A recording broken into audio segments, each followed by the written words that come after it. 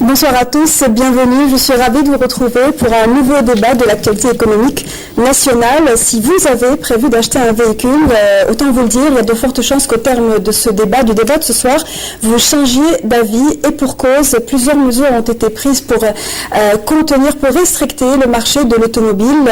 Toute la presse en parle et on s'en souvient, fin 2015, un cahier des charges a été mis en place par le ministère de l'Industrie et des Mines, d'abord pour revoir les gammes à la hausse des véhicules qui peuvent être importés. Et puis, il y a aussi et surtout, tout récemment, une licence d'importation qui a été octroyée à un certain nombre d'agents agréés. Les quotas, les contingents de véhicules qui vont être importés dans les 6 mois à venir a été réduit et le nombre d'agents agréés a été divisé par 2. On va discuter ce soir quel sera l'impact de ces mesures sur l'activité des concessionnaires, sur le devenir des gens qui travaillent, des employés qui travaillent dans le domaine de la vente de l'automobile, et puis parler également de la disponibilité du véhicule pour nous, pour les consommateurs que nous sommes. Merci messieurs d'avoir accepté notre invitation. Brahim Aziz, bonsoir. Vous êtes journaliste spécialisé dans le secteur de l'auto et vous êtes le rédacteur en chef de la revue Motors Magazine. Merci d'être avec nous. Sifiane Hasnavi, bonsoir. Merci d'être avec nous. Vous représentez les concessionnaires auto. Vous êtes le président de l'association des concessionnaires automobiles et à vos côtés, monsieur Nour Hassan, bonsoir et merci d'avoir accepté notre invitation. Vous êtes le président de l'association Amen et vous êtes également vice-présidente de la Fédération algérienne des consommateurs. Je vous informe que la Semaine Éco a également invité un représentant du ministère du Commerce, mais nous n'aurons malheureusement pas un représentant du commerce pour ce soir, en tout cas pour le débat de ce soir. 83 000 véhicules, c'est le chiffre le quota qui va être importé dans les 6 mois à venir, au lieu de 152 000 véhicules initialement prévus, pas un de plus, pas un de moins.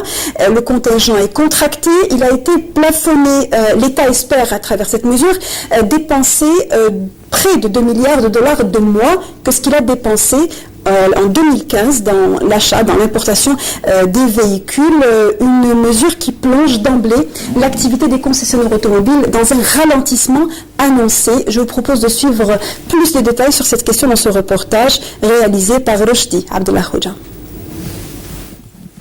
L'époque du véhicule abordable et disponible est désormais révolue. Le nombre d'opérateurs dans le domaine de l'automobile a été divisé par 2. 40 opérateurs sont désormais autorisés à importer. Un plafond de 15 000 autos par an et par marque leur est imposé, et un minimum de 300 véhicules pour les opérateurs qui débutent sur le marché. Principale raison évoquée de ces restrictions, l'importation des véhicules a pendant des années saigné les caisses de l'État. L'importation des véhicules coûtait au Trésor public plus de 4 milliards de dollars. Et dans le contexte économique actuel que traverse l'Algérie, bien sûr, fait que la diminution de la facture d'importation devient un impératif. Après une longue attente et un blocage des importations de voitures et d'engins, les licences sont octroyées selon un certain nombre de critères. D'abord, une situation fiscale saine, mais aussi un engagement dans la production d'une plus-value.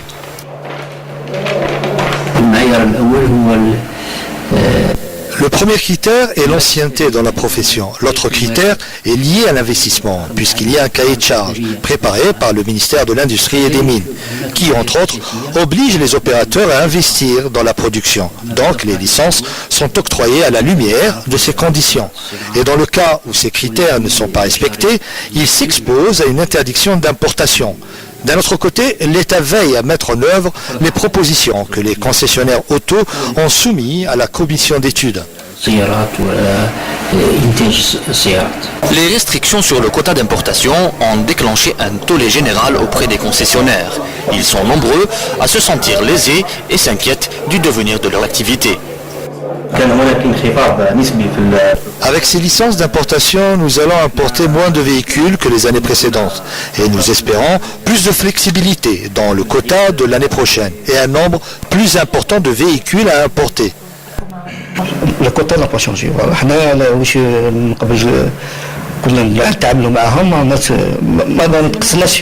c'est le même quota.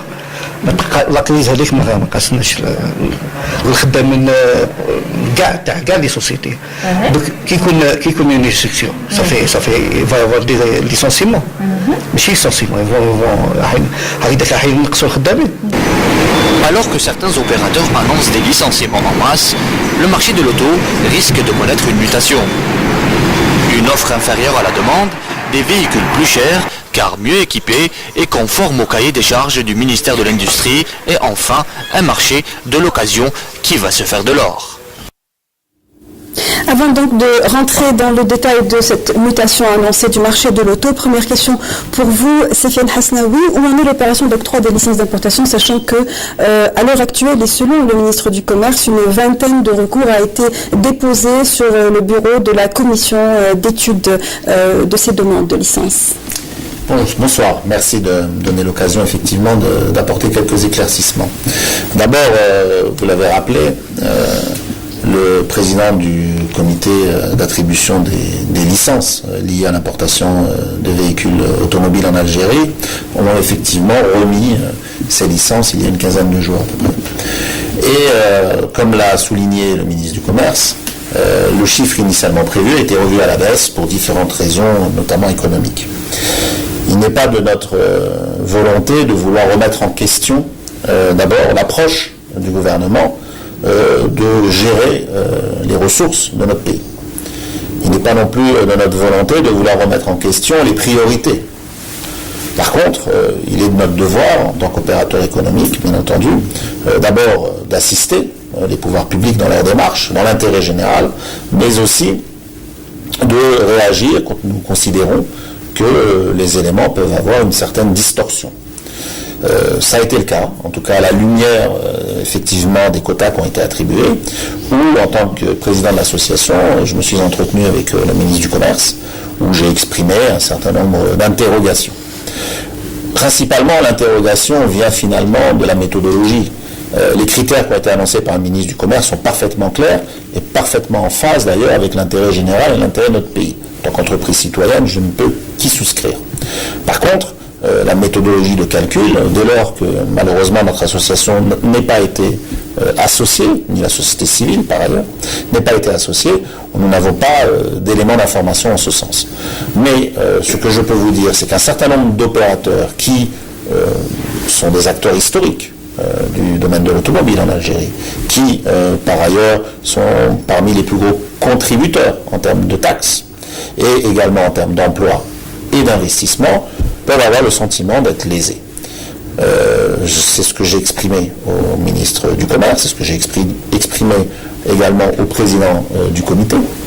Et je peux vous garantir en tout cas que le ministre a souligné sa volonté totale d'étudier chaque recours, et dès lors qu'un dossier était parfaitement légitime, que celui-ci serait étudié et positivement, en tout cas la réponse serait positive pour le demandeur. Le temps que les dossiers soient étudiés, les personnes qui ont émis des recours ont lancé leur opération d'importation de véhicules.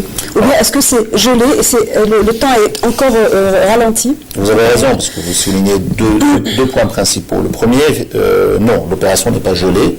La licence qui a été octroyée, les quotas qui ont été octroyés initialement sont tout à fait officiels aujourd'hui, et effectivement chaque acteur... Mais ne sont pas remis en cause. Ne sont pas remis en cause.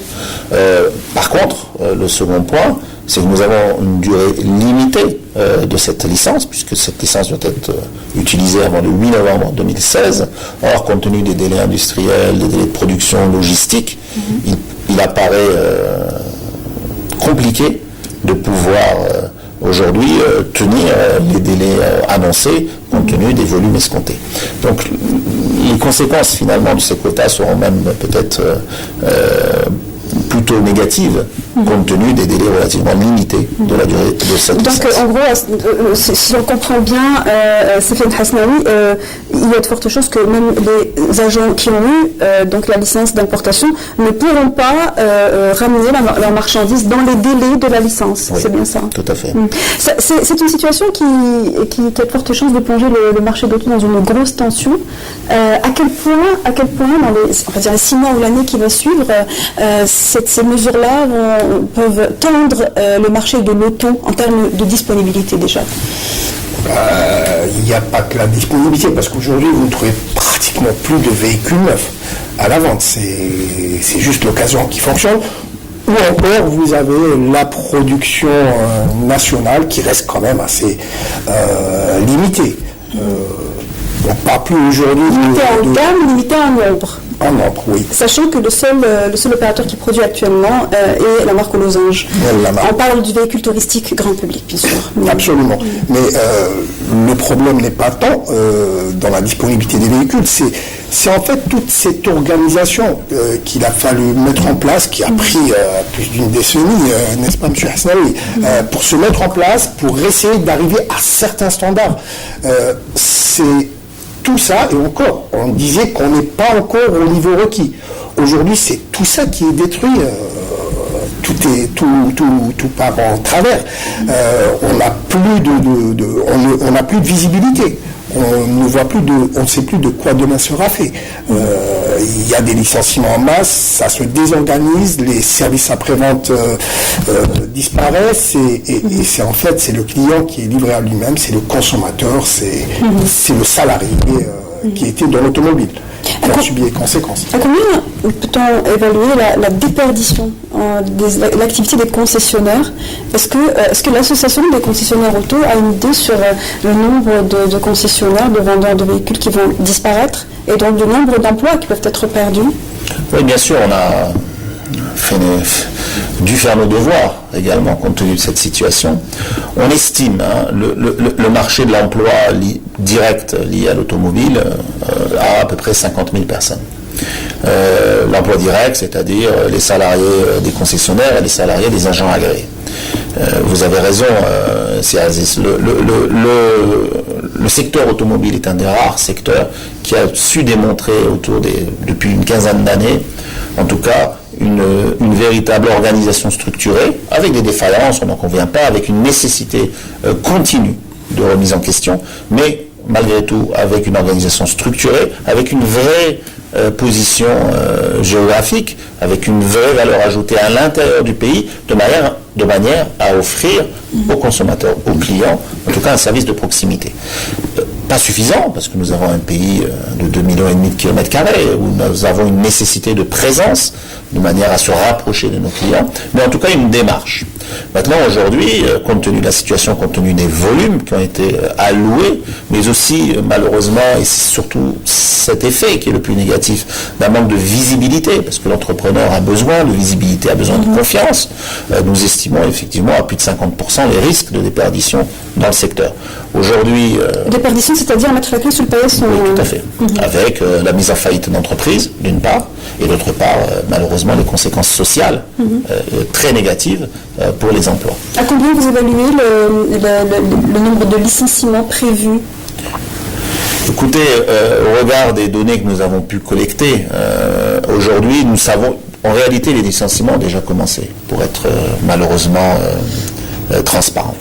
Elles ont déjà commencé depuis l'année dernière, avec, pour une grande majorité des concessionnaires, avec une responsabilité, c'est-à-dire la mise en place d'un véritable plan social, discuté d'ailleurs avec les organisations syndicales, avec l'inspection du travail, de manière à pouvoir, en douceur, réduire la masse salariale des entreprises et faire face à cette crise qui existe depuis une douzaine de mois.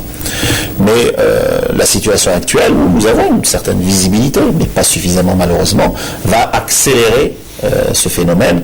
Et aujourd'hui, les licenciements, comme je vous l'ai dit, vont certainement se concentrer sur plus de 50% des effectifs. Donc on estime à plus de 25 000 emplois perdus. Mais au-delà de l'emploi, même si c'est certainement la conséquence la plus terrible, c'est également toute la structuration d'un secteur qui est aujourd'hui en déperdition. La structuration d'un secteur qui a su se positionner à l'intérieur du pays, dans les campagnes, dans les villes moyennes, dans les petites villes, mais également un secteur qui a su apporter des emplois à valeur ajoutée avec des cycles de formation. Nous sommes dans l'électricité, nous sommes dans la mécanique, nous sommes dans la pièce de rechange, dans la gestion, dans le commerce, effectivement. Et aujourd'hui, cette déstructuration de ce secteur nous fait nous poser beaucoup de questions, parce que nous étions dans un secteur où la traçabilité était parfaitement entretenue, avec un numéro de châssis de l'usine jusqu'à la 3e ou 4e vie du véhicule, une bancarisation totale, et là c'est aussi intéressant, aujourd'hui alors que nous sommes à la recherche de drainer l'épargne dans le système bancaire, mais aussi une diversité qui justement a démontré en Algérie, mais aussi sur la scène internationale, la capacité de notre pays de jouer de plein pied dans cette économie, entre guillemets, libérale, qui aujourd'hui est dans ce phénomène de mondialisation où nous avons démontré par la pluralité des marques d'être capable d'offrir aux consommateurs, aux clients, le choix. Et ça, c'est l'élément le plus important. Alors, ça, ce sont des acquis, mais bon, on garde malheureusement la mauvaise nouvelle. Vous prévoyez une moyenne, on va dire, de 25 000 emplois en moins. Alors, permettez-moi d'intervenir sur ce point.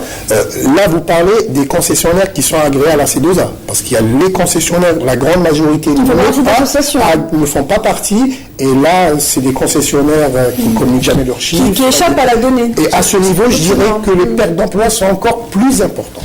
Je ne suis pas complètement d'accord avec vous. D'abord, effectivement, vous avez raison. Je ne parle que de la C2A, mais la C2A totalise plus de 90% des volumes du marché automobile et plus de 90% des emplois.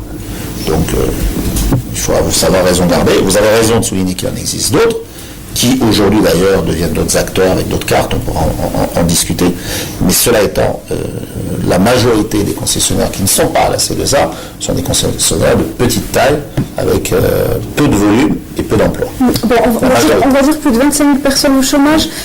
Aujourd'hui, quelles sont les alternatives sectorielles, on va dire, pour reconduire et orienter ces personnes vers un emploi De toute manière, 25 000 emplois directs de perdus, ça veut dire que c'est à peu près 50 000 emplois entre direct et indirect, et ça fait à peu près 150 à 200 000 Algériens qui vont être touchés par cette crise, directement touchés. Maintenant, sans parler des autres retombées sur les consommateurs algériens en général. Vous savez, donc, nous, à la Fédération Algérienne des consommateurs, c'était un grand souci pour nous. Pourquoi ? Parce qu'on a tellement laissé faire pendant des années ce marché, on a tellement laissé faire, il y a eu tellement de complaisance, je dirais même. On a laissé importer des grands nombres. Je crois en 2013, il y a eu jusqu'à 600 000 véhicules importés, puis en 2014, 400 000, en 2015, 300 000, et on descend subitement, c'est une mort subite, on descend à 83 000 pendant les 6 mois, et qui ne pourrait pas être importé en réalité. Donc en 6 mois, il est pratiquement difficile parce qu'il y a l'été au milieu, donc il y a les congés partout donc dans le monde. Les gens n'arriveront pas, les constructeurs n'arriveront pas à satisfaire cet objectif de faire produire pour des Algériens autant de voitures pendant 6 mois. Il y a aussi cette valeur qui semble légèrement contradictoire, 83 000 véhicules pour une valeur d'à peu près $1 milliard. Oui. Est-ce que c'est compatible aussi Il y a beaucoup de contradictions là. Parce que d'abord, pourquoi on fait ça maintenant? Moi je dirais qu'on n'est pas prêt. D'abord, il faut penser à cet Algérien, à l'économie algérienne d'abord en tant qu'économie, et puis à l'économie familiale en tant que consommateur, pour pouvoir prendre une décision pareille. Restriction budgétaire, pourquoi seulement le véhicule, ou bien essentiellement le véhicule? Il y a beaucoup d'autres produits qui sont même nocifs à la santé, qui sont nocifs à la consommation, qui sont nocifs à l'économie algérienne, qu'on importe toujours et qu'on n'a pas, sur lesquels on n'a pas... Qui peuvent faire l'objet de restrictions également. Ne serait-ce que symbolique. En Algérie, on n'a pas, pour se déplacer, on n'a pas encore des lignes aériennes assez adéquates et assez bien réglées pour qu'on puisse compter sur le vol aérien ou sur le transport aérien. On n'a pas encore de train, malheureusement. On n'a pas de métro dans nos villes, seulement une seule ligne à Alger. Le tramway est en construction, il n'est pas aussi bien distribué. Donc ce jour, on a toujours besoin de la voiture, que ce soit pour les producteurs, pour les entrepreneurs et pour les consommateurs. On peut se passer même du pain, mais on ne peut pas se passer de l'eau et on ne peut pas se passer du transport. C'est très essentiel dans la consommation. Alors justement, donc il est également prévu, au-delà des problèmes sociaux inhérents à cette situation, il y a également une tension sur la disponibilité des véhicules. Aujourd'hui, à quelle échelle peut-on situer cette tension sur les véhicules disponibles, puisqu'on sait que ce sont des véhicules qui vont être importés, des véhicules de gamme et qui vont donc, semble-t-il, mettre du temps pour arriver... Je crois que les 83 000 véhicules sont déjà... Déjà, à ce propos, je pense que Célestin est mieux placé que moi pour répondre.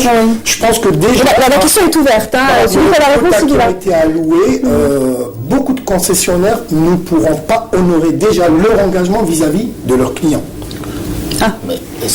D'abord, vous avez raison. Des engagements qui sont payés déjà, souvent payés entièrement. Parce que, attendez, permettez-moi de rappeler, vous avez parlé tout à l'heure d'un quota qui a été annoncé à 152 000 véhicules au départ, puis ramené à 83 000 véhicules. Vous oubliez de préciser qu'à avril ou mai 2015, le ministre du Commerce de l'époque, avant qu'il ne soit remplacé, avait parlé d'un plafond de 400 000 véhicules. Ouais. Oui, ça c'était... C'était en avril, mais M. Amara Ben Younes, qui avait annoncé publiquement que le plafond serait de 400 000 véhicules. Du coup, je suppose que certains concessionnaires ont dû prendre leur devant et donc il y a eu des commandes ont été faites. Bien sûr, en 2015, il y a des commandes qui ne sont pas satisfaites. On a des plaintes de clients qui ont fait des commandes en 2015 qui jusque maintenant ne sont pas honorées. Pas du tout. Je pense qu'il faut... c'est un débat qui est passionné sur ce sujet parce que je ne dis pas que les déviances n'existent pas, bien au contraire. Je suis absolument d'accord en anticipant les réponses ou les réactions.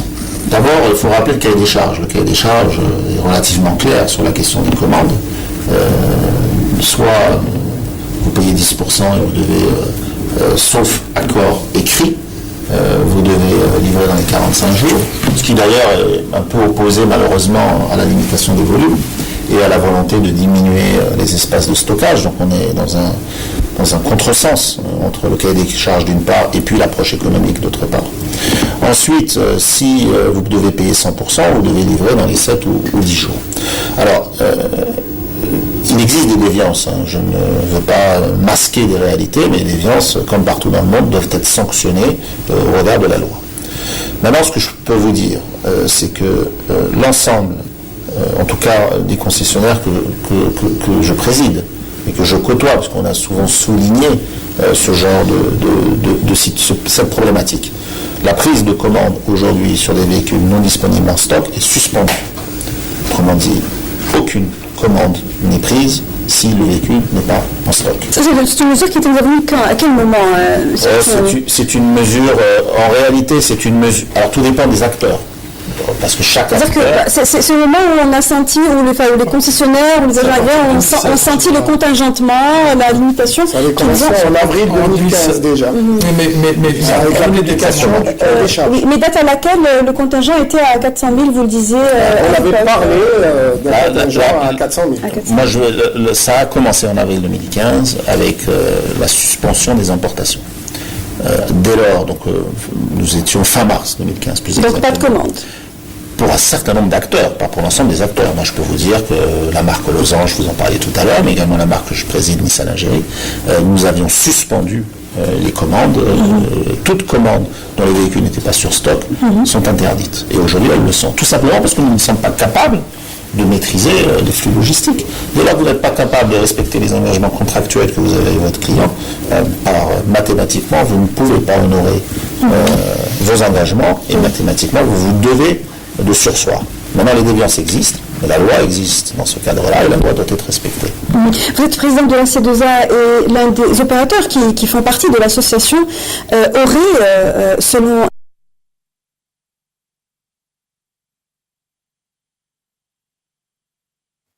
الله أكبر الله أكبر أشهد أن لا إله إلا الله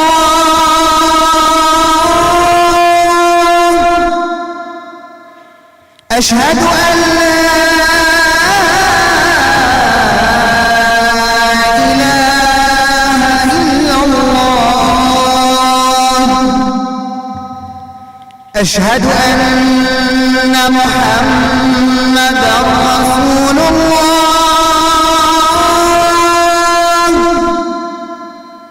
أشهد أن محمدا رسول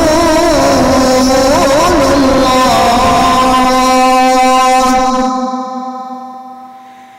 حي على الصلاة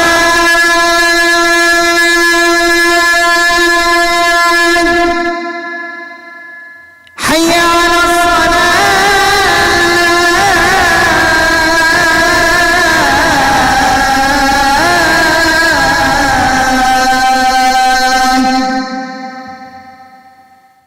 حي على الفلاح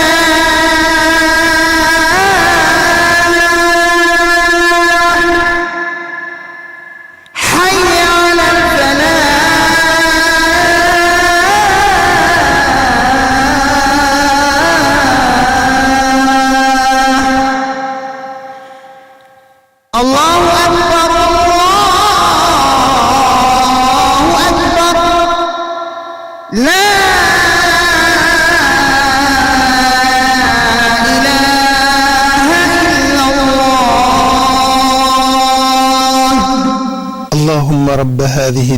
التامة والصلاة القائمة آت محمدا الوسيلة والفضيلة وابعثه مقاما محمودا الذي وعدته. Des sources avérées, importer et dédouaner des véhicules de janvier au mois de mai, donc bien avant la promulgation de cette licence. Est-ce qu'il est vrai que cette mesure de limitation de l'importation n'a pas été respectée de manière scrupuleuse par tout l'ensemble des concessionnaires et agréés? Non, je pense que l'analyse est biaisée, si vous me permettez. Allez-y, on vous écoute. La possibilité d'importation entre le mois de janvier et le mois de mai 2016 n'a pu être possible que sous deux axes uniquement. Le premier, si une commande a été réalisée avant le 6 janvier 2016, c'est-à-dire la publication au journal officiel des licences, du texte réglementaire lié aux licences, et que effectivement l'introduction de ces véhicules sur le territoire algérien s'est opérée entre janvier et mai, mais dont la commande, et derrière la commande, c'est le processus bancaire, autrement dit d'ouverture de lettres de crédit, etc., les différentes opérations autorisées par la loi. Donc là, bien entendu, et c'est tout à fait légitime et logique, que les autorités portuaires et les douanes vous laissent introduire les véhicules qui ont été importés dans le cadre réglementaire. Ça, c'est le premier axe. Le second axe, où effectivement, aujourd'hui, une circulaire du ministère de l'Industrie autorise les importations pour compte. Autrement dit, une société qui a un besoin d'équipement en véhicule est autorisée à importer directement d'une source en Europe, au Moyen-Orient, en Asie, aux États-Unis, des véhicules pour sa propre utilisation. Et elle a interdiction de revente, en tout cas pendant 5 ans. Pendant 5 ans. Tout à fait. Il y a la possibilité de louer. Oui. Oui, parce que vous êtes une entreprise de location, vous souhaitez vous équiper en parc automobile, vous avez l'autorité de pouvoir importer. Alors justement, l'occasion, vous tendez la brèche pour parler de ces activités connexes qui vont fleurir dans le cadre de cette nouvelle, vous disiez tout à l'heure, Brahim Aziz, dans cette nouvelle donne, ces nouvelles cartes qui sont distribuées, quelles sont les tendances qui vont intervenir et qui vont profiter de la tension qu'il y a sur le véhicule neuf? Je dirais beaucoup plus que c'est l'informel, Qu'est-ce que vous appelez informel, hein? Parce qu'on dit toujours souvent informel, mais aujourd'hui, un concessionnaire a des difficultés à importer. Moi, en tant que particulier, je peux importer autant que je veux. Rien ne m'interdit d'importer, pour mon compte. N'est-ce pas, monsieur? Tout à fait. Je peux importer autant de véhicules que je veux et le revendre. Rien ne m'interdit. Et là, je suis ni contraint de payer des taxes, ni obligé d'avoir un showroom, ni d'avoir des salariés, ni rien du tout. Ni d'agrément non plus. Ni j'ai besoin d'agrément, ni de licence, ni de quota, ni rien du tout. C'est tout à fait normal parce que l'offre sera réduite par rapport à la demande. Les gens ont besoin de voitures. Moi, je l'ai dit tout à l'heure, c'est un besoin essentiel. La voiture, d'abord, c'est un bien direct pour la consommation et c'est aussi un bien indirect parce que ça assure la prestation. Et un entrepreneur qui a besoin d'acheter des camions pour ses projets, alors qu'il y a toujours de la pression sur les projets de bâtiments et travaux publics, il va devoir acheter ses camions, même sur un réseau informel. Peu importe s'il va payer 200, 300 000 dinars en plus, mais il a besoin de ses camions. Mais il s'expose à plus de précarité, c'est peut-être pas le mot, mais disons qu'il s'expose à des situations... C'est là le problème. C'est là où c'est ce qu'on dénonce justement à l'association des consommateurs. C'est qu'on va revenir à 20 ans en arrière où on était à l'abri, on était exposé à des mafieux, à des clans qui vendaient, qui revendaient ce qu'ils voulaient. Pas de service après-vente, pas de garantie, pas de pièces détachées. Et là, vraiment, c'est-à-dire maintenant qu'on est en 2016, qu'on a appris, maintenant on a vu sur les images des showrooms qui sont bien installés, ou du personnel qui a été formé. Il y a des professionnels qui ont fait des bonnes prestations pour les consommateurs. On a commencé à prendre goût à ça. On va devoir revenir en arrière. Maintenant, quiconque a acheté un véhicule en 2013, là où il y avait vraiment, je dirais, 600 000 véhicules, et puis il y avait des ventes au rabais, tout le monde a pu acquérir un véhicule. Dans 3, 4 ans, 5 ans après, on est obligé de changer sa voiture, on ne trouvera pas. Et on a pris goût parce que j'ai acheté ma voiture, donc j'ai pu aller habiter loin de mon travail, ou j'ai pu me permettre de travailler loin de mon domicile, d'inscrire mes enfants dans une école qui le besoin est installé. Le besoin est installé. Et qu'en sera-t-il du véhicule d'occasion Là, vous parlez du véhicule neuf. Le véhicule d'occasion également, on sait que le marché est fermé, en tout cas pour les véhicules dépassant les 3 ans, mais en dessous, il va y avoir des véhicules d'occasion qui coûteront... Pour l'instant, c'est sur le marché local, c'est un marché qui est livré à lui-même. Il n'y a pas d'organisation, il n'y a pas de référence, il n'y a pas de... Et puis, il y a ce problème de double taxation. Vous savez que quand vous achetez un véhicule neuf, vous payez déjà le droit de douane et la TVA sur le véhicule. On nous a rajouté la taxe sur les véhicules neufs. Et à chaque fois que le véhicule change de main, vous avez ce qu'on appelle une taxe d'acquisition de véhicule neuf. Pendant 8 ans, vous devez la payer à chaque fois que le véhicule change de main. C'est ce qui empêche l'éclosion de ce marché formel de l'occasion.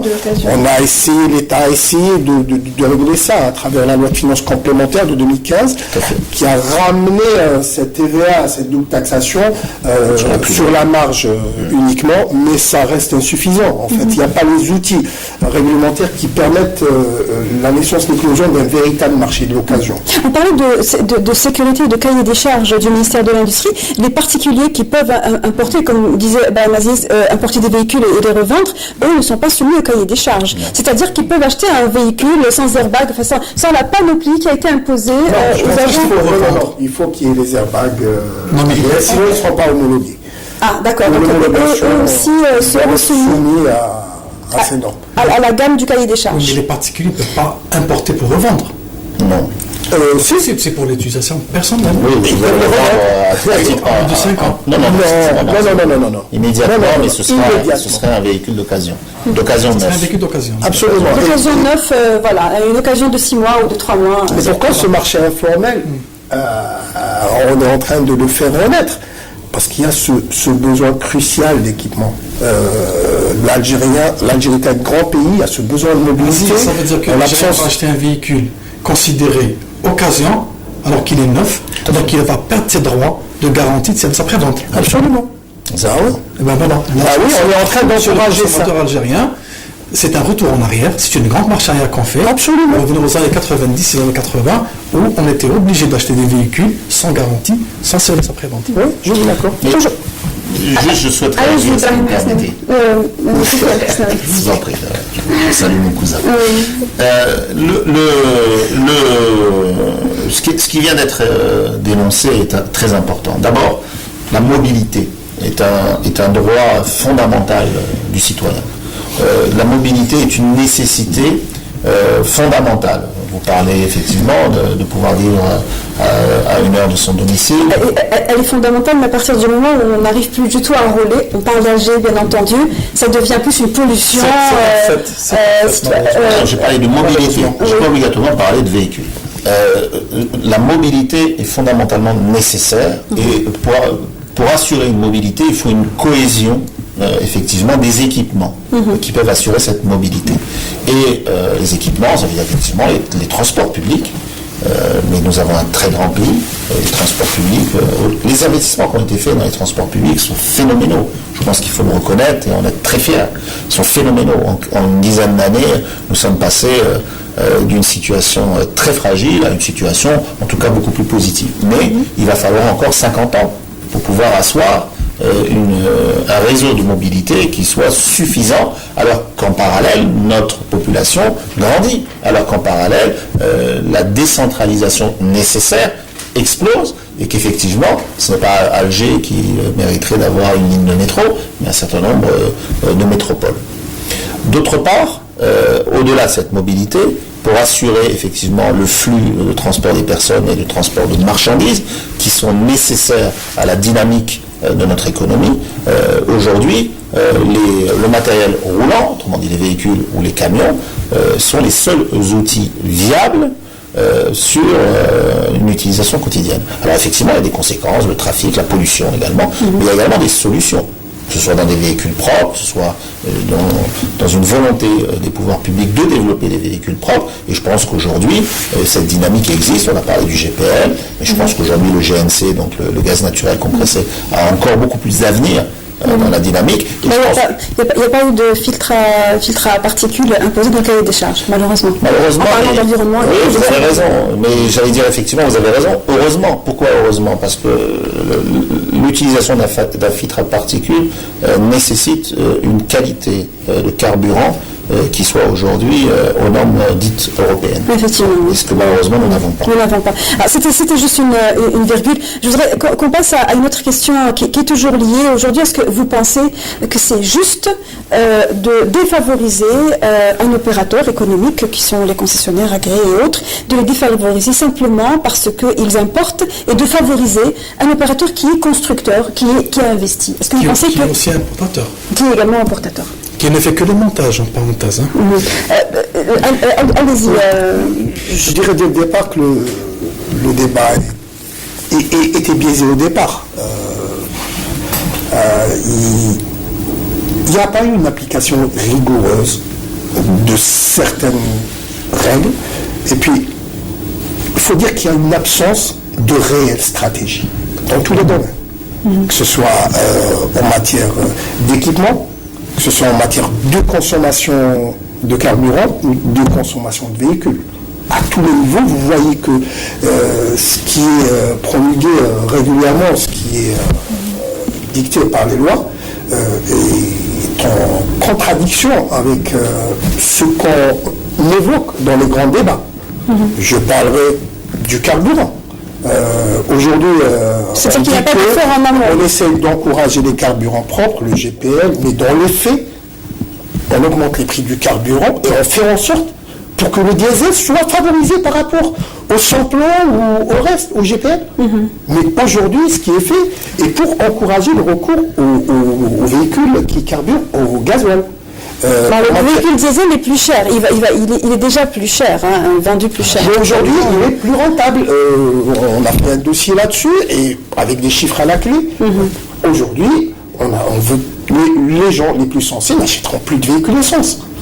Ils n'achèteront pas le GPL parce qu'avec un véhicule doté de GPL, il ne peut pas accéder à certains endroits, il ne peut pas s'alimenter partout dans le pays. De manière aussi flexible que l'essence.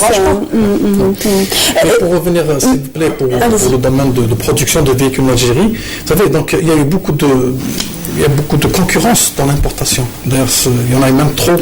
Arriver à 80 ou plus de 80 concessionnaires avec plus de 100 marques, c'était énorme. C'est-à-dire par rapport aux autres pays, c'est démesuré, je dirais. Avoir plusieurs marques, ça va au contraire du bien-être et des biens, ou bien des intérêts des consommateurs. Avoir plusieurs marques, donc plusieurs références de pièces détachées, plusieurs modes et modèles de réparation. Mais maintenant, quand on revient à la production, je dirais pour faire ça comme une alternative à l'importation, jusqu'à présent, on n'a autorisé qu'un seul constructeur automobile, qui est Renault, et qui produit, qui fait le montage. Autorisés, non, mais ils sont tous autorisés à investir en Algérie. Oui, simplement, le marché actuellement est, disons... Mais à ce jour, il n'y a aucune licence d'investissement dans le domaine qui a été octroyée. Il faut rappeler tout de même qu'il y a Renault, il y a Peugeot qui arrive sur le chemin, il y a Sovac. Mais je dirais c'est des déclarations. Il y a également Iveco, Mercedes. Mais sur le terrain, madame, il n'y a rien. Il n'y a même pas de cahier de charge. Parce qu'on s'est inquiété à ce sujet, parce qu'on doit penser aux consommateurs de demain. Maintenant qu'on a réduit les importations, qu'est-ce qu'on va trouver sur le marché? Nous, on est pressé qu'il y ait des véhicules algériens, ou bien même montés en Algérie, peu importe. Peu importe le taux d'intégration, qu'on commence. Mais jusqu'à présent, au niveau du ministère de l'Industrie, sauf Renault, auquel il y a eu une exception, une grande exception, aucun investisseur n'a pu encore s'installer. D'une part. D'autre part, pourquoi revenir aux années 70 de l'URSS, où il n'y avait que la Lada? Les consommateurs russes n'avaient que la Lada pour rouler. Maintenant, en Algérie, on voudrait donc faire le même scénario, nous rendre sur le même scénario, on n'aura que la symbole pour rouler. Sauf que là, elle aura le GPS, et la Lada à l'époque n'avait pas de GPS. Oui, on aurait préféré qu'il y ait le GPL plutôt que le GPS, mais c'est-à-dire l'Algérien, en tant que consommateur en 2016, a le droit de choisir d'un véhicule simple, sociable. Justement, la question, elle est là. Je voudrais citer les noms parce que sinon on va dire qu'on est en train de faire de la diffamation. Donc on va dire il y a eu Renault, il va y avoir Peugeot, il y a Iveco, Mercedes et puis bientôt Fiat, nous dit-on. Nissan. Voilà. Alors aujourd'hui, est-ce que toutes les marques, puisque c'est dans le cahier des charges, sont capables d'investir et d'aller dans de la production, dans du montage, appelez-le comme vous le souhaitez. Alors je vais réagir, parce que c'est un sujet effectivement très important et qui a été notamment souligné par Simone. D'abord, vous avez souligné que nous avions peut-être trop de marques. Vous savez, moi je suis plutôt dans une approche où nous devons ouvrir et c'est le client qui nous fera évoluer. Alors effectivement... C'est le marché qui s'auto-régule. Mais d'ailleurs avec les pouvoirs publics qui donnent bien entendu les directions. Et certainement le manque de direction qui ont été données par le pouvoir public, mais qui ont été un petit peu aussi dépassés par le phénomène, il faut le reconnaître. On a appris, on fait qu'aujourd'hui le nombre de marques aurait dû être limité, mais principalement, pas parce que c'est 100, c'est beaucoup, tout simplement parce que nous aurions dû respecter des normes en termes de niveau d'émission, de sécurité, des normes en termes de traitement du consommateur. Et puis dans le monde, je crois qu'il n'y a pas plus de 100 marques fiables. Mais fiable, c'est subjectif, si vous voulez. Parce qu'on a ramené n'importe quoi. Le problème n'est pas là. Je pense que le consommateur a le droit de choisir, d'avoir l'embarras du choix. Je ne suis pas d'accord avec vous sur ce point. Oui, mais ils ramènent des véhicules à 400 000 dinars, mais qui ne valent rien en termes de sécurité ni en termes de confort. C'est à l'État de mettre. Ces balises auraient dû d'abord réduire le nombre de marques qui sont fiables que mérite l'Algérien. Eh bien, contrairement à ce que l'on croit, ces marques qui n'ont aucune fiabilité, elles ont plus de facilité à être homologuées par les services des mines. Elles avaient plus de facilité que les marques les plus accidents réputées. On a près de 5 000 morts sur nos routes, et dans le plus grand nombre provient justement des défauts de mécanique. Pas forcément, on parle de facture humaine en général. On parle de société. Il y a aussi une facilité à accéder. Allez-y. Oui, je voulais un peu. Alors, c'était une digression, mais c'était important. Je pense qu'il faudrait un débat spécifique sur ce sujet. Si je reviens sur l'aspect de production que vous avez souligné, d'abord, l'Algérie a souhaité depuis longtemps revenir à des fondamentaux qu'elle avait, parce que l'Algérie était productrice de véhicules avec cette fameuse marque Losange il y a une cinquantaine d'années. Et l'Algérie a souhaité, dans les années 80, avec une marque italienne, relancer effectivement la production de véhicules. Pour des raisons qu'on connaît tous, cette approche a été gelée, et aujourd'hui, la dynamique a été reprise avec cette marque française, qui a été effectivement la première à reprendre. On peut d'ailleurs, effectivement, et on l'a entendu, considérer que c'était plus du montage et non pas. Ce qu'il faut comprendre aujourd'hui, d'abord, c'est que la production automobile a changé, a évolué dans le monde. Il n'existe plus de manufacture totale de véhicules. Nous sommes dans des lignes d'assemblage. Partout dans le monde, les usines sont des lignes de montage. Par contre, effectivement, la différence... Mais il y a un réseau de sous-traitants qui gravite autour. La différence, c'est que gravite autour, en flux tendu, d'ailleurs, avec un réseau d'usines interconnectées... Pour emporter le moins possible, parce qu'on est dans cet axe-là. Tout à fait. Existe un réseau de sous-traitants, avec, à l'intérieur de ce réseau de sous-traitants, une nécessité de degré de localisation des pièces et composants qui atteignent certains niveaux. Mais ça prend du temps. Ça prend du temps. La Turquie, qui est un grand pays producteur automobile... Ça prend du temps ou c'est difficile? Les deux. Par rapport au climat des affaires. Voire même impossible dans certains cas. Excusez-moi, parce que vous avez cité plusieurs marques qui veulent s'installer pour produire du véhicule. Mais le cahier des charges du ministère de l'Industrie exige que ces producteurs, en parenthèse, arrivent à un taux d'intégration de 40% en 5 ans. Mais en absence d'un réseau de producteurs, d'un réseau de sous-traitants de pièces qu'on a monté, il est quasiment impossible. Parce que 40% taux d'intégration, il ne reste dans le véhicule que 60% à la marque mère. Donc 40%, on l'a dit, la presse l'a dit, mais bon, on a fini par dire que c'était pas du tout 40%, que c'était environ 7 ou 10%. Non, 7 ou 10% au départ, maintenant, mais ils doivent, dans le cas des charges, ils doivent atteindre 40% en 5 ans. Ça veut dire quoi? Actuellement, qu'est-ce qu'on fabrique en pièces détachées en Algérie, mis à part les batteries, du verre et quelques caoutchoucs. Donc, avec la main-d'œuvre, avec le foncier, avec les charges électriques, avec toutes les charges, on ne peut pas dépasser actuellement 10 à 12% en termes de taux d'intégration. Donc, les 30% qui restent doivent être de la pièce produite localement. Mais c'est important de ne pas vous couper, parce que je souhaite terminer sur ce sujet, parce que c'est important. Moi, ce que je peux vous dire, c'est que au-delà de ma responsabilité de président de l'association, je suis également président de Nissan en Algérie, et nous avons annoncé notre volonté de développer une industrie. Il faut rappeler que mon groupe, qui existe depuis 50 ans, est un groupe industriel. Je peux vous annoncer en tout cas que nous avons été reçus par le ministre de l'Industrie, que notre projet industriel, avec la présence de l'ambassadeur du Japon, mais aussi d'une très forte délégation de Nissan, a été introduit et a été positivement reçu, et nous commençons dès aujourd'hui les séances de travail de localisation. Ça n'a pas, semble-t-il, pesé dans l'équation et dans le nombre de véhicules qui vous ont été octroyés à importation? Honnêtement, madame, si moi je suis un groupe algérien qui existe depuis 50 ans, je ne vais pas m'arrêter au niveau de quota qui m'a été octroyé.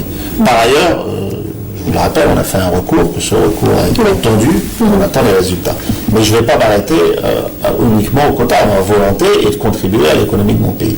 Moi, ce que je peux vous dire, vous avez raison quand vous parlez de taux d'intégration, de difficultés, etc. Et tout ce que vous dites est juste. Par contre, il existe des solutions. C'est difficile. Il faut avoir une intégration profonde avec les pouvoirs publics pour que nous puissions y arriver. Les pouvoirs publics au sens large, pas que le ministère de l'Industrie, le centre de formation. Je suis obligé d'être optimiste. Je travaille mais je suis obligé. Je travaille pour mon pays, je travaille pour les générations futures.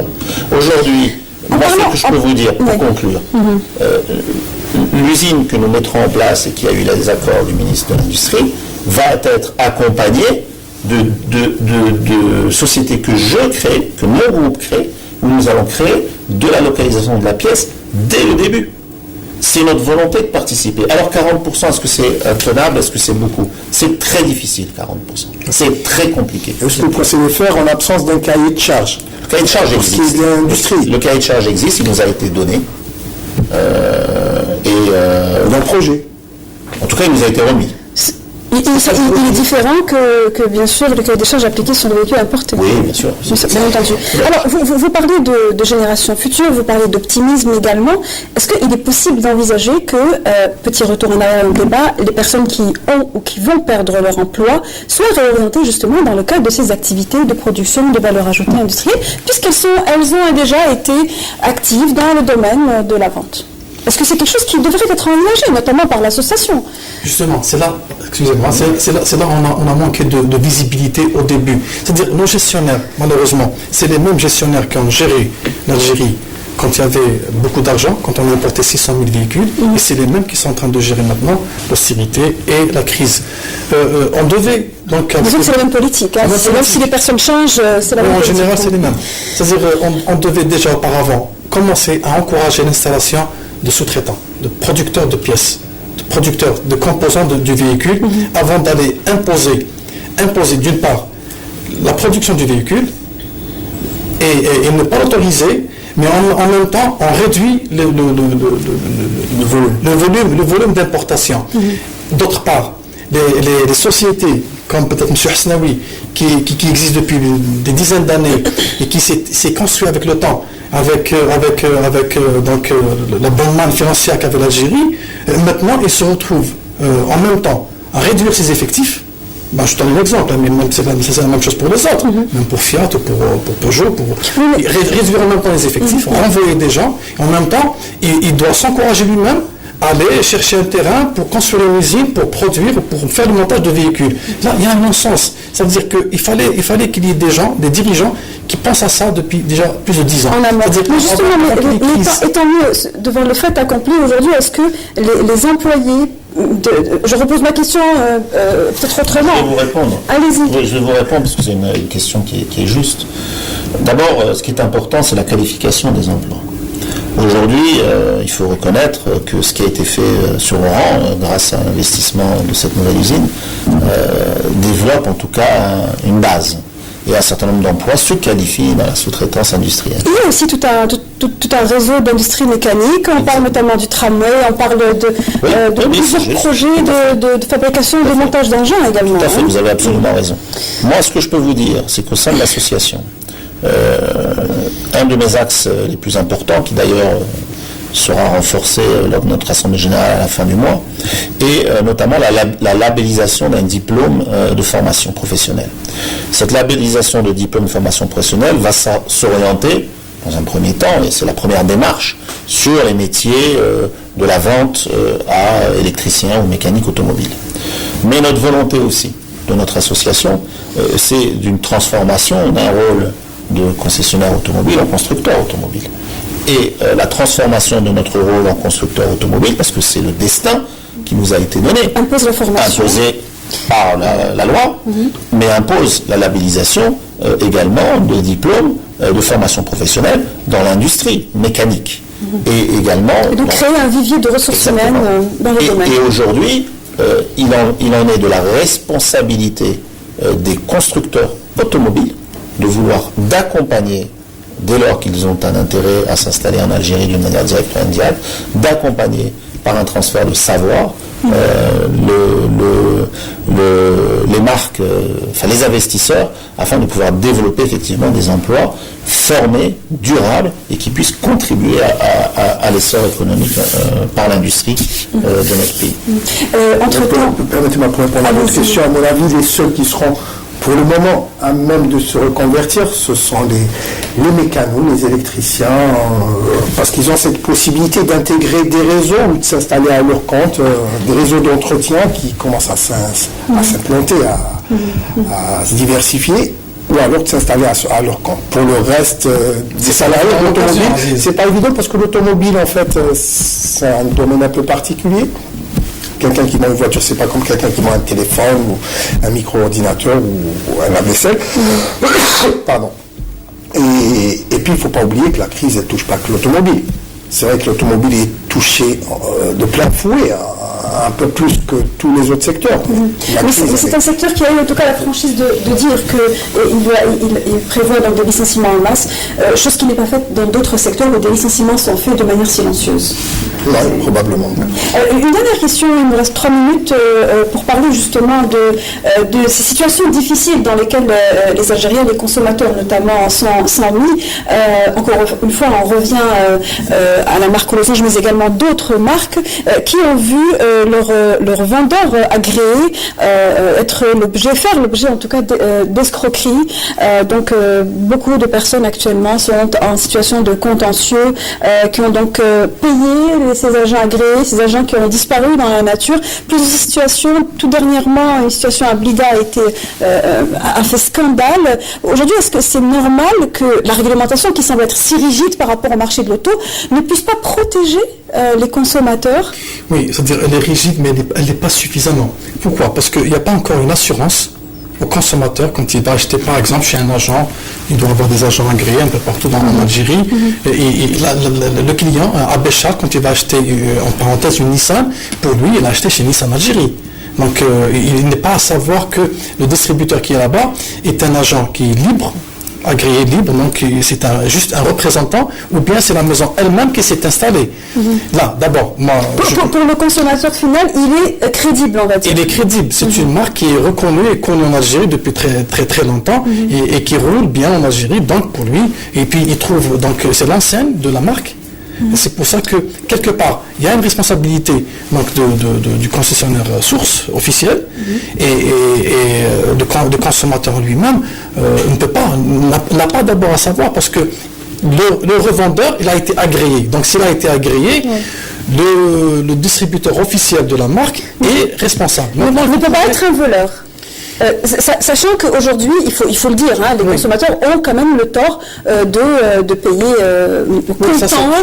toute la somme des véhicules. Ça, c'est un manque. C'est un problème de culture de consommation. Ça, par contre, c'est le travail des associations de protection de consommateurs. C'est-à-dire, malgré toutes les actions de sensibilisation qu'on fait, malgré tous les dépliants qu'on fait et qu'on donne, c'est des dépliants de formation, carrément, c'est pas de la sensibilisation. Où on dit à l'Algérien, au consommateur, d'abord, comment réfléchir à son achat. comment acheter, quel est le véhicule qu'il lui faut, comment s'adresser, comment vérifier la fiabilité du représentant ou du distributeur, comment acheter, comment payer, quelle est l'avance, les délais, tout ça est inscrit, bien écrit sur un dépliant qu'on donne partout dans les salons. Pour informer les consommateurs. Alors justement, il nous reste encore une minute simplement pour parler de l'étendue de ce phénomène et, au sein des concessionnaires, en tout cas qui font partie de l'association. Vous avez raison, et très vite, je vais vous expliquer malheureusement la genèse et les raisons. Il existe une distorsion dans les lois aujourd'hui avec la responsabilisation effectivement d'un concessionnaire, ou dit maison mère, et des agents agréés. L'agent agréé est une entité commerciale enregistrée qui a des droits et des obligations comme n'importe quelle entité commerciale. Aujourd'hui, le phénomène malheureusement de surtaxation et notamment de la TAP qui génère... La taxe sur l'activité professionnelle. Qui génère une surtaxation et qui donc oblige, entre guillemets, afin de rester compétitif, le concessionnaire à utiliser finalement l'agent agréé comme un représentant qui prend une commission et non pas comme un représentant qui achète et revend un véhicule avec l'ensemble des responsabilités légales pour l'ensemble des parties. Aujourd'hui, je pense qu'il est fondamental pour les pouvoirs publics de regarder ce phénomène qui n'est pas lié uniquement au phénomène de l'automobile, mais nous sommes la démonstration parfaite de ce risque. L'agent agréé est une entité commerciale qui doit, au regard de la loi, être responsabilisée.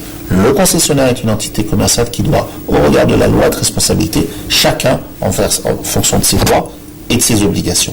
Dans l'intérêt du client. Je ne parle pas dans l'intérêt du concessionnaire ou de l'agent agréé, dans l'intérêt du client. Si un agent agréé a escroqué un client, c'est à l'agent agréé de prendre ses responsabilités. Un dernier mot, Blamaziz, par rapport à cela. Le concessionnaire n'est pas on va dire, suffisamment responsabilisé par rapport au comportement de ses agents agréés? Pas suffisamment ou peut-être un peu trop responsabilisé. Ça dépend. Je dirais que les gros concessionnaires, les plus remarqués, sont un peu trop responsabilisés. Les plus petits, les moins connus, ne sont pas trop responsabilisés. Je donnerai l'exemple d'un petit concessionnaire qui s'était lancé dans la vente à crédit de véhicules chinois chez Alak Motors, c'était il y a 7-8 ans, qui prenait des avances sur ses clients. Il en a tellement pris, il a livré les premiers, des ventes à crédit sans intérêt. Et par la suite, on s'est rendu compte que le bonhomme avait vendu plus d'un millier de véhicules sans avoir livré. Il a pris l'argent, il est parti parce qu'il était pas trop contrôlé. C'était un petit concessionnaire qui n'était pas très contrôlé. Et pas connu comme ici. Et qui rend fragile justement qui fragilise l'activité, mais par contre un gros concessionnaire. Mais il y a une question qui se pose, permettez-moi, une question qui se pose. Il y a un concessionnaire, par exemple, Renault, je dirais, qui est à Tamarasset, qui vend un véhicule à Tamarasset. La facture, elle provient d'où? Théoriquement, de Renault Algérie. Donc, qui est responsable? C'est Renault Algérie. Donc, c'est la même chose. Pour dans ce cas, si la facture émane de Nissan d'Algérie, c'est Nissan qui est responsable. Non, mais le bon de commande émane de l'agent agréé. Vous avez raison, c'est pour ça que je Pour le client, j'ai ma facture qui oui, mais la facture, dans le cas que vous exposez, la facture n'est même pas établie, parce que le bon de commande n'est même pas transmis au concessionnaire. C'est pour ça que je parle de distorsion. Si les ventes, c'est Nissan Algérie qui vend. Non. À travers ce distributeur qui non, il y a différence entre bon de commande et facture. La facture, elle est délivrée qu'après paiement. Le distributeur prend une commission. Qu'après livraison. Ça, c'est plus le bon de commande que... Voilà, c'est le bon de commande est livré par l'agent. C'est là où le consommateur ne sait pas qu'il a à faire. Il va chez le distributeur. Le consommateur ne connaît pas ses droits et le consommateur algérien a ce défaut de ne pas trop chercher à savoir. Vous avez, je m'excuse monsieur Hasnaoui, vous avez des commerciaux qui sont aujourd'hui redoutables, ils arrivent à vous vendre n'importe quoi, ils vous font des bons de commande, vous payez votre avance, ils ne laissent même pas le temps aux clients de lire les conditions de cette vente. Et pourtant c'est un marché. Et au bout du compte, au bout d'un mois, il n'a pas son véhicule, il se rend compte que dans le bon de commande, il avait un délai de 3-4 mois, qu'il avait signé par ça, il n'est pas au courant. Il prend un véhicule, il prend, je m'excuse, le temps qui nous a imparti. De lire le carnet de garantie, c'est même pas ce qui est. Ça, c'est des clauses abusives. Je ne parlerai pas de clauses. La loi existe pour contrecarrer ce type d'action et j'invite, en utilisant la société civile, à faire valoir ses droits. Et il y a de fortes chances que dans le proche avenir, ces fameux vendeurs seront moins offensifs parce que justement, il y aura moins de véhicules à vendre. Merci. Moins de véhicules à vendre. Merci Ibrahim Aziz. Je rappelle que vous êtes le rédacteur en chef de la revue Motors Magazine. Merci d'avoir été avec nous. Sefiane Hasnaoui, président de l'AC2A, l'association des concessionnaires auto, et Monsieur Nour Hassan, vice-président de la Fédération algérienne des consommateurs. Merci de nous avoir éclairé sur cette question du marché de l'auto. Pour ceux qui ont pris l'émission en cours de route, il y a le replay sur notre site www.tv.dz et la rediffusion sur Canal Algérie demain à 11h. Très bonne soirée à tous. On se retrouve la semaine prochaine pour le dernier numéro de la semaine éco de la saison. Très bonne soirée à tous.